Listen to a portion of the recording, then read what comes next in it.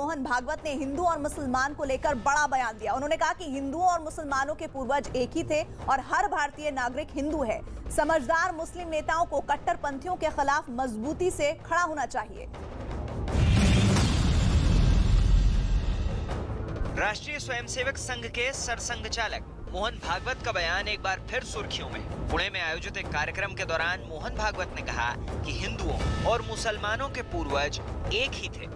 हम भारत के हैं, हम भारत माता के पुत्र हैं, हम समान पूर्वजों के वंशज हैं, हम सबको स्वीकार करने वाली उदार भारतीय संस्कृति के वंशज हैं, विरासतदार हैं। अपने जीवन से उसको बढ़ाना, भारत को बड़ा करते हुए सारी दुनिया को सुख शांति देना, ये हमारा जीवन कार्य है। आरएसएस हिंदू और मुसलमानों को एक दूसरे के करीब लाने की कोशिश कर रहा है। सरसंघ चालक मोहन भागवत के बयानों से बात झलकती भी है।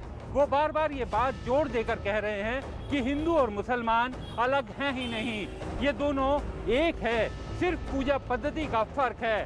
सोमवार को एक बार फिर मोहन भागवत ने कहा कि हिंदू और मुसलमान दोनों के पुरखे एक ही हैं और हिंदुस्तान में रहने वाला हर भारतीय हिंदू ही है।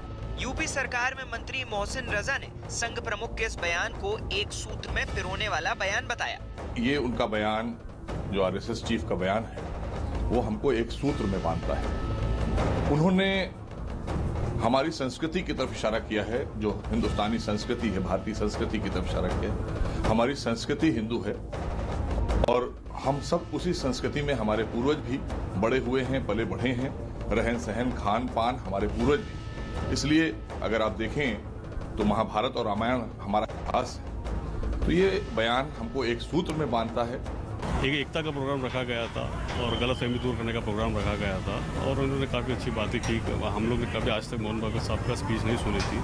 आज स्पीच सुन के लगा कि यार वो भी हमारे जैसे सोच रखने वाले, एकता की सोच रखने वाले आदमी हैं और बहुत फ्रेंडली। आधे घंटा बात की, अपन आधा घंटा लगाने के कैसे चला गया आधा घंटा। जबकि बीएसपी और एसपी ने संघ प्रमुख के इस बयान पर सियासी रोटियां सेकना शुरू कर दिया।